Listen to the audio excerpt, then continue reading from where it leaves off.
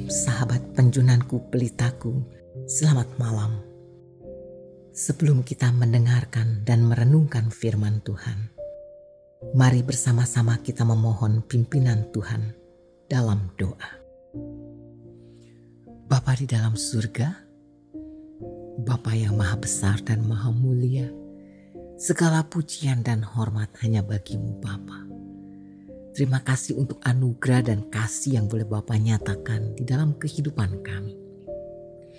Terima kasih Bapa, malam hari ini kami boleh datang dan masih ada kesempatan untuk kami boleh mendengar daripada kebenaran firman-Mu Bapa. Firman yang adalah penuntun di dalam kehidupan kami, yang menerangi jalan kami. Biarlah Bapa boleh berbicara kepada kami saat ini, memberikan kami hikmat dan pengertian agar kami memahami apa yang ingin Bapa sampaikan bagi kami. Roh Kudus, tolonglah, berikanlah kami pengertian dan jadikanlah kami pelaku-pelaku firman agar kami boleh memuliakan Bapa di surga. Terima kasih Bapa, di dalam nama Tuhan Yesus kami berdoa. Amin. Pembacaan firman Tuhan malam hari ini terambil dari kitab Yesaya 13 ayat 2-5. Naikkanlah panji-panji di atas gunung yang gundul.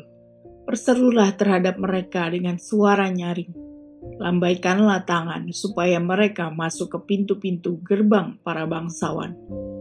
Aku ini telah memerintahkan orang-orang yang kukuduskan, telah memanggil orang-orang perkasaku untuk melaksanakan hukuman murkaku, orang-orangku yang beria-ria dan bangga.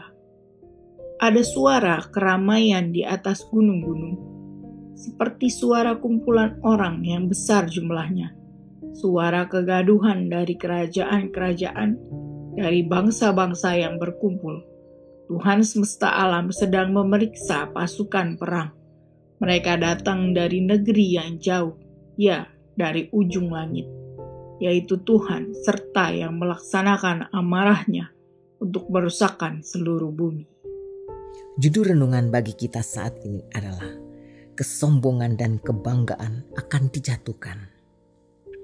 Sahabat yang dikasihi Tuhan Yesus, seringkali bila seseorang telah mencapai keberhasilan, kesuksesan, kekuatan, dan ketenaran di dalam hidupnya, maka ia akan lupa diri dan menjadi angkuh. Orang yang angkuh menganggap dirinya lebih unggul, lebih tinggi daripada sesamanya. Akibatnya, orang seperti itu biasanya menuntut penghormatan serta perhatian yang berlebihan dan memperlakukan orang lain dengan tidak hormat dan hina. C.S. Lewis menggarisbawahi bahwa natur dari kesombongan adalah suatu kompetisi. Seorang manusia ingin diakui dan dipuji oleh manusia yang lain dan tidak mau kalah dengan yang lain. Seseorang menjadi sombong dan angkuh karena dia membandingkan dirinya sendiri dengan orang lain. Seseorang menjadi sombong karena dia lebih kaya, lebih pandai, lebih cantik atau tampan, lebih berpengalaman atau lebih berkuasa dibanding orang lain. Karena jika semua orang lain menjadi sama kaya, sama pandai, sama cantik atau tampan, sama berpengalaman, sama berkuasa, maka tidak ada lagi hal yang dapat disombongkan.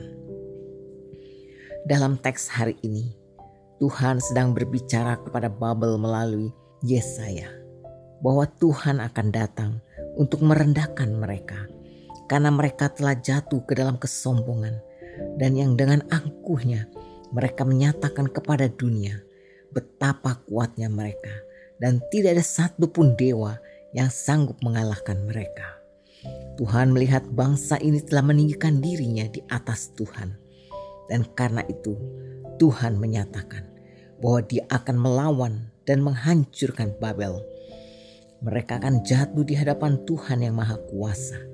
Maka dari itu, melalui peristiwa inilah nama Babel menjadi simbol dari setiap kekuatan duniawi yang menentang Tuhan. Sahabatku, Mari kita belajar hidup dalam kerendahan hati di hadapan Tuhan, Allah kita. Karena Tuhan tidak akan mentolerir orang yang sombong dan angkuh. Jika kita memilih untuk menjalani hidup dalam kesombongan dan bersikap bahwa kita tidak membutuhkan Dia atau pertolongannya, maka kita harus siap untuk direndahkan olehnya. Mari kita bersatu di dalam doa.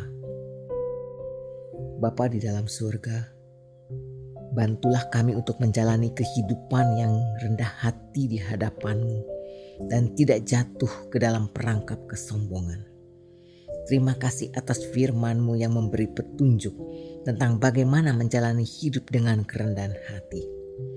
Kiranya kami dapat melakukan firman-Mu dan bertumbuh lebih seperti Kristus. Teladan kerendahan hati kami yang sempurna. Biarlah kami dapat menjalani hidup yang kudus dan berkenan di hadapan-Mu. Terima kasih Bapa. Saatnya kami akan beristirahat dan segera tidur. Bapa jaga dan lindungilah kami serta seisi rumah kami. Dalam Kristus Yesus kami berdoa dan bersyukur. Amin.